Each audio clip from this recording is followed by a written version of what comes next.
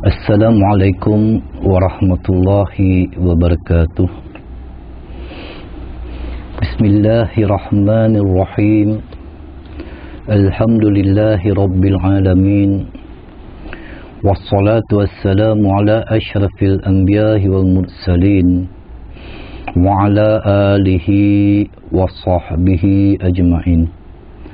Allahumma salli ala sayyidina Muhammad salatan tukhrijuni min zulmatil wahmi wa tukrimuni binuril fahmi wa tudihu li ma ashkala hatta yufham innaka anta ta'lamu wa la a'lam innaka antal allamul ghuyub subhanaka la ilma lana illa ma'alamtana innaka antal alimul hakim.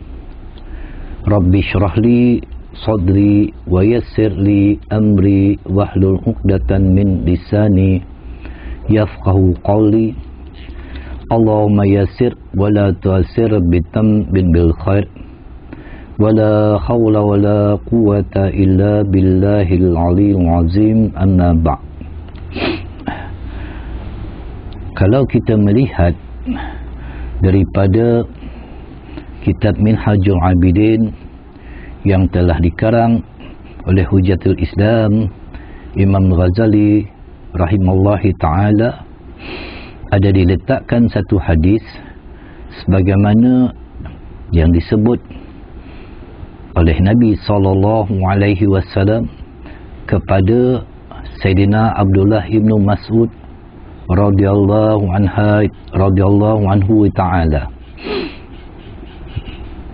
Hadis yang berbunyi, in yunfa umurka, jika ditolak akan umur engkau, yakni jika dipanjangkan oleh Allah subhanahu wa ta'ala akan umur engkau, iaitu kepada Ibnu Mas'ud, fasayati alaika zamanun qasirun khutaba'uhu, maka lagi akan datang atasmu zaman yang banyak khutabanya, iaitu jamak daripada khatib-khatib, penceramah-penceramah yang ramai pada ketika itu, qalilun ulama'uhu, yang sedikit ulama'nya, sedikit sangat ulama' ketika itu.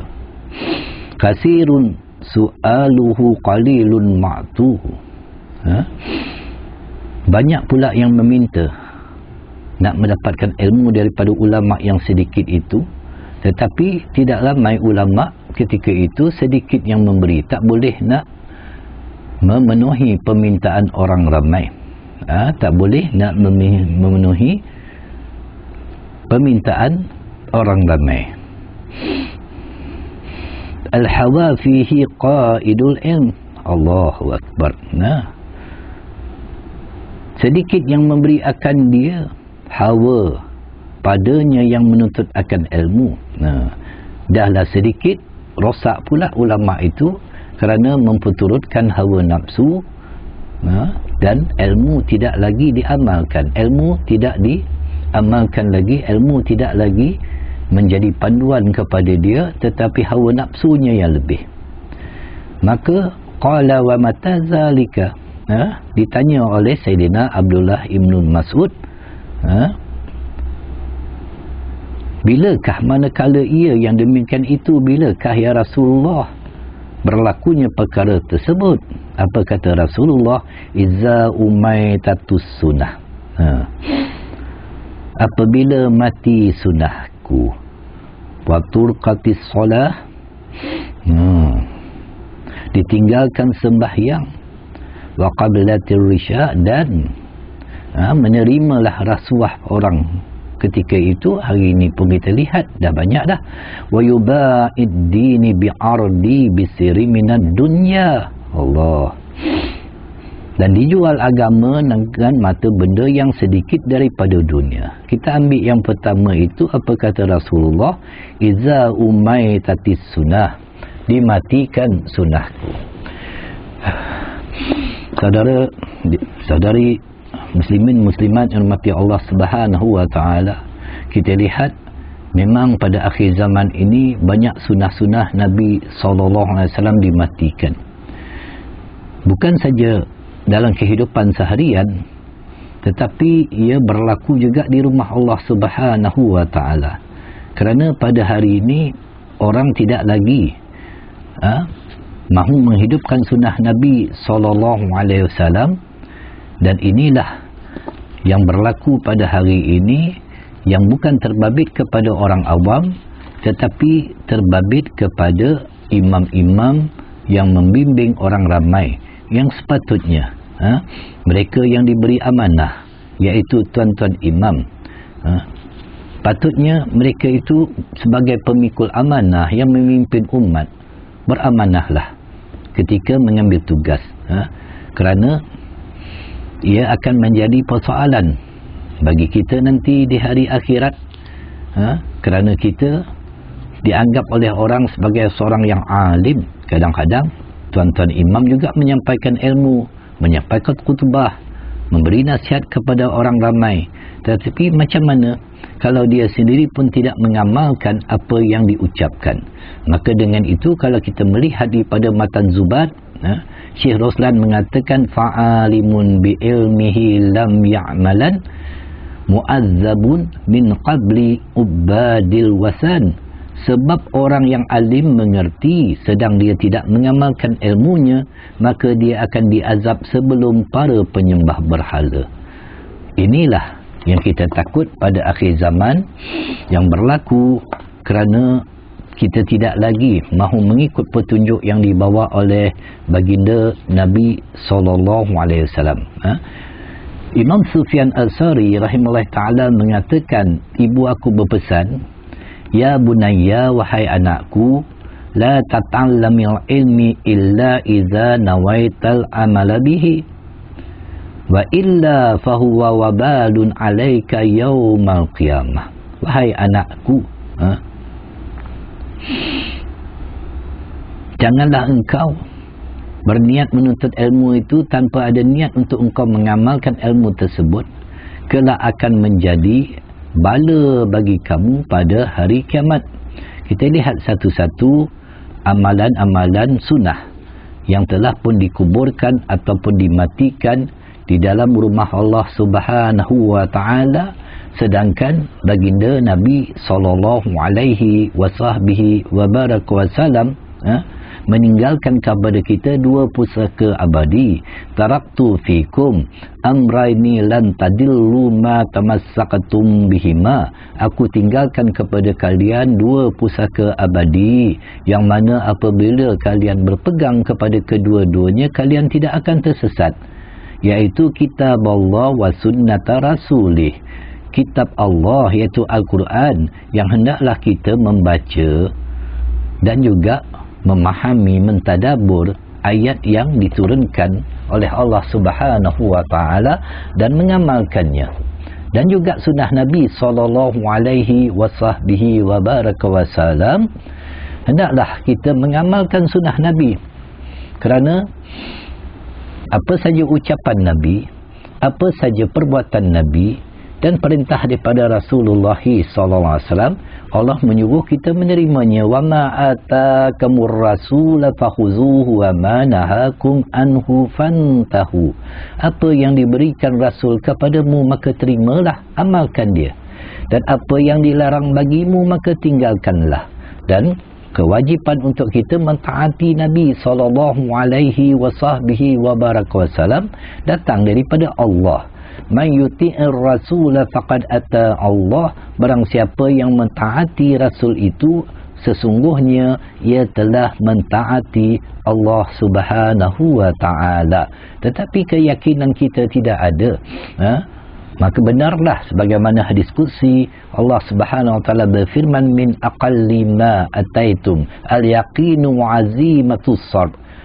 Yang paling sedikit apa yang aku berikan kepada kamu ialah keyakinan dan keazaman sabar. Keyakinan kita dengan apa yang diucapkan oleh Nabi SAW.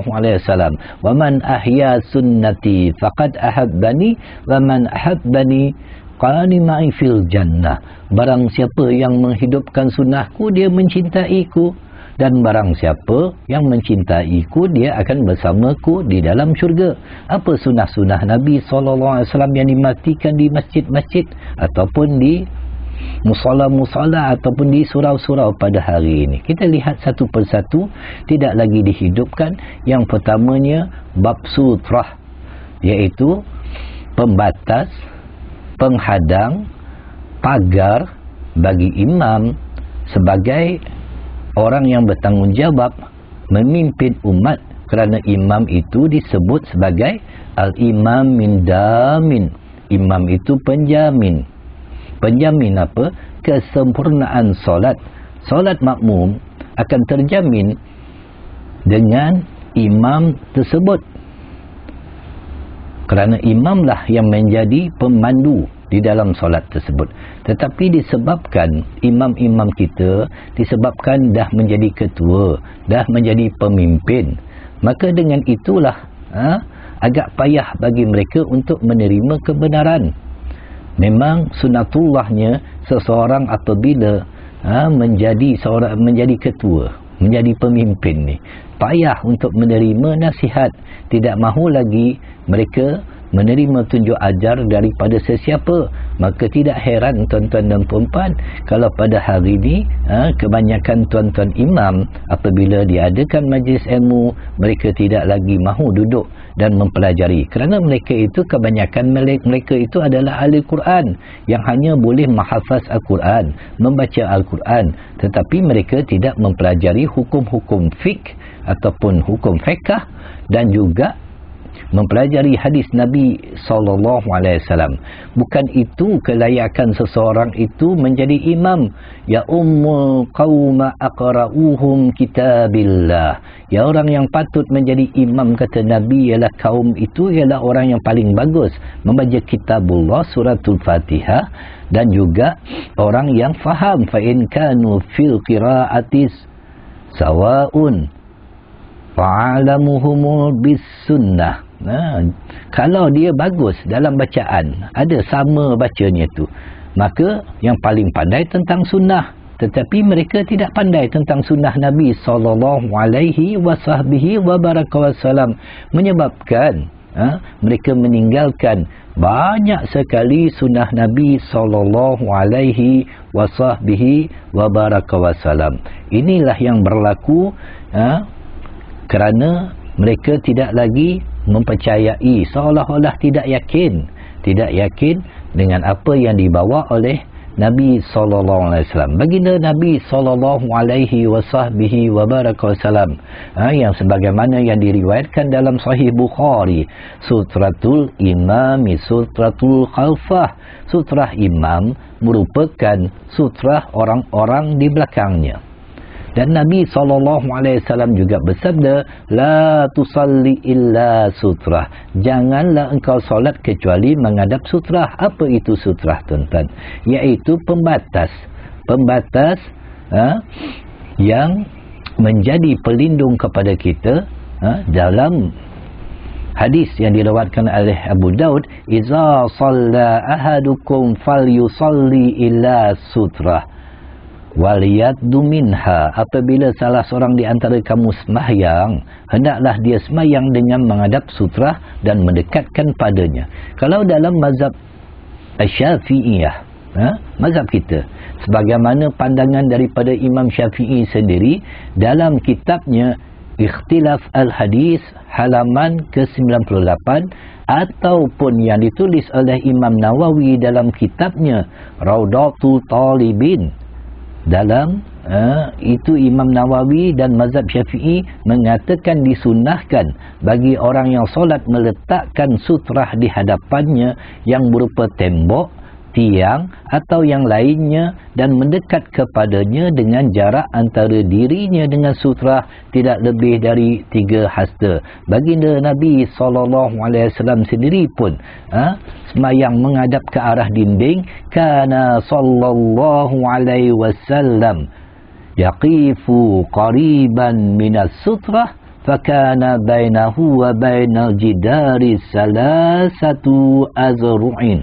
adalah Nabi solat dengan sutrah pembatas, maka di antara baginda dan dinding tersebut adalah 3 hasta, yang mana antara Nabi SAW itu dengan sutrahnya yang boleh dilalui seekor anak kambing. Tetapi kita lihat di masjid-masjid, di surau-surau yang imamnya begitu jauh daripada dinding, sudahlah jauh daripada dinding, kalau ada yang nak meletakkan, tidak diletakkan, mungkin boleh diletakkan stand ataupun tempat bacaan Al-Quran itu sebagai sutrah, atau letakkan rehal, perkara yang mudah. Perkara yang mudah. Inilah kesempurnaan solat yang banyak diabaikan. Kerana kalau rumah tidak ada pagarnya, tuan-tuan dan puan-puan, rumah itu tidak sempurna, tidak terbenteng rumah tersebut. Apatah lagi dengan sembahyang kita itu, kerana fa inna ma'ahul qarin, sesungguhnya bersamanya adalah qarin, bayangan syaitan. Kita nak mengelakkan daripada gangguan syaitan laknatullah. Itu yang banyak tidak diambil peduli oleh tuan-tuan imam di masjid-masjid yang mereka itu menjadi pemimpin ataupun menjadi orang di hadapan sekali yang banyak ditinggalkan.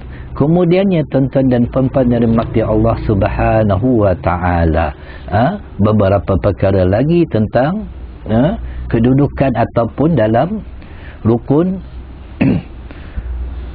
fi'li.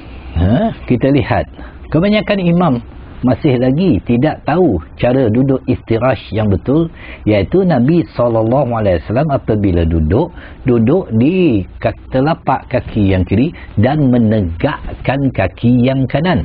Ditegakkan, bukannya ditidurkan. Tapi imam-imam kita dia tak peduli perkara itu. Duduk istirahat. Begitu juga duduk tawaruk, iaitu duduk tahiyat akhir, yang Nabi SAW apabila duduk tawaruk, Nabi akan menghamparkan kaki yang kiri dan ditegakkan kaki yang kanan. Ini juga banyak kesalahan-kesalahan yang berlaku, yang kesempurnaan solat itu tidak dijaga. Memanglah sembahyang itu sah, tetapi tidak ada kesempurnaannya. Sembahyang yang tidak sempurna inilah yang amat rugi apabila kita mengikut imam-imam begini. Kemudiannya bacaan-bacaan di dalam solat selepas daripada suratul Fatihah. Di dalam suratul Fatihah, kemudian selepas daripada suratul Fatihah, iaitu imam membaca ayat-ayat Al-Quran, yang mana imam-imam kita disebabkan mereka itu hanya menghafal saja. Akhirnya dia mengambil potongan-potongan ayat daripada surah Al-Baqarah, surah An-Nisa, surah Ali Imran dan sebagainya, yang bacaannya tidak lengkap. Imam Nawawi rahimahullah ta'ala mengatakan membaca surah yang pendek, yang lengkap, itu lebih afdal daripada membaca potongan-potongan ayat yang kita, bila dibacakan begitu tuan-tuan, kadang-kadang kita tidak wakaf pada tempatnya. Tidak wakaf. Ceritanya tak habis. Lebih baik dibaca secara lengkap. Kalau dalam solat subuh disebut sebagai tiwalal mufasal, kita ambil daripada surah Al-Hujurat sampai kepada amma yatasaalun, itu boleh pilih kerana panjang sikit solat subuh itu. Adapun zuhur, asar, isyak kita ambil kepada awsatul mufassal, pertengahan. Tak ada disebut baca Baqarah setengah, baca Ali Imran setengah, An-Nisa setengah. Kalau solat sunat itu beza. Kalau maghrib, kisarul mufassal, surah yang pendek, seumpama surah Qul ya ayyuhal kafirun wal adiyati dhabha iza zulzilatil ardu zilzalaha. Inilah yang Allah Subhanahu wa taala sendiri menyebut, fakhalafa min ba'dihim khalfun adahus salata wattaba'us syahawat fasawfa yalqawna ghayya. Kemudian mereka diganti dengan keturunan-keturunan yang mencuaikan sembahyang serta menurut hawa nafsu, maka mereka akan menghadapi azab daripada Allah Subhanahu wa taala. Berhati-hatilah tuan-tuan imam yang mendapat amanah daripada Allah Subhanahu wa taala untuk memimpin umat. Kemudiannya dalam perkara-perkara yang lain, baginda Nabi sallallahu alaihi wasallam mengajar kepada kita untuk selepas daripada subuh, selepas daripada solat maghrib, selepas kita beristighfar 3 kali, bacalah la ilaha illallah wahdahu la syarikalah lahul mulku wa lahul hamdu yuhyi yumiitu ala kulli syai'in qadir sebanyak 10 kali. Banyak saya melihat terutamanya imam-imam yang muda, mereka ini yang penghafaz Al-Quran tetapi tidak mengamalkan, tidak langsung mengamalkan apa yang terdapat di dalam Al-Quran tersebut, kerana Allah Subhanahu Wa Taala menyebut laqad kana lakum rasulillahi uswatun hasanah, adalah pada diri Rasulullah itu contoh ikutan terbaik, tidak lagi diamalkan oleh mereka-mereka yang menjadi imam pada hari ini, kerana mereka itu agak ego, tuan-tuan, sombong, tak nak menerima kebenaran sebab dah jadi ketua. Maklumlah dah jadi ketua. Nabi SAW mengatakan barang siapa yang membaca selepas salat subuh dalam keadaan kakinya masih seperti duduk tawaruk, iaitu duduk tasyahud akhir, belum lagi diubah kedudukan, kaki kiri dihampar, kaki kanan ditegakkan, sebelum berkata-kata 10 kali la ilaha illallah wahdahu la syarikalah lahul mulku wa lahul hamdu yuhyi wa yumiitu wa ala kulli syai'in qadir, maka akan ditulis baginya 10 kebajikan, dihapuskan daripadanya 10 kejahatan, diangkat baginya 10 darjat, dan dia pada hari itu terjaga dari segala perkara yang dibenci, tidak akan ditimpa musibah, terbenteng diri dia daripada syaitan, serta tidak ada satu dosa yang dapat membinasakannya pada hari itu kecuali perbuatan syirik kepada Allah. Dalam riwayat yang lain dikatakan seumpama dia telah memerdekakan 10 orang hamba sahaya. Kemudiannya baginda Nabi SAW mengajar untuk kita membaca Allahumma ajini minan nar sebanyak 7 kali, kerana hadis daripada Al-Haris bin Muslim daripada ayahnya berkata Nabi SAW bersabda, apabila kamu selesai menunaikan solat subuh, maka bacalah sebelum kamu berkata-kata Allahumma ajini minan nar 7 kali, maka sekiranya kamu meninggal dunia pada hari itu, Allah menulis bagimu perlindungan daripada api neraka. Dan apabila kamu selesai menunaikan solat maghrib, maka bacalah sebelum kamu berkata-kata Allahumma ajini minan nar 7 kali, maka sekiranya kamu meninggal dunia pada malam itu, Allah menulis bagimu perlindungan dari api neraka. Dalam riwayat yang lain disebutkan akan tertutup ke-7 pintu neraka. Disebabkan tuan-tuan imam kita ini hanyalah mengikut hawa nafsu, nak baca 3 ke, orang suruh baca 10 dia baca 3, orang baca 7 dia baca 3. Inilah orang yang masih lagi belum sempurna imannya, sebagaimana Nabi mengatakan la yu'minu ahadukum hatta yakuna hawahu tada'an lima ji'tu bih. Tidak sempurna iman seseorang daripada kalian sehingga kehendak dirinya mengikuti ajaran yang aku bawa. Jadi macam mana kalau selama-lamanya tidak sempurna? Inilah yang berlaku di akhir zaman, tuan-tuan dan puan-puan yang dirahmati Allah Subhanahu wa taala, sebagaimana dalam Sahih Bukhari mengatakan wayan kusul amalu, dan berkurangnya pengamalan, semakin berkurang. Zikir-zikir tidak lagi dibaca, sedangkan zikrullah itu sebagaimana di antara para ulama salafus salih mengatakan inna iblis la yaqafu minal qalbil ladzi fihi zikrullah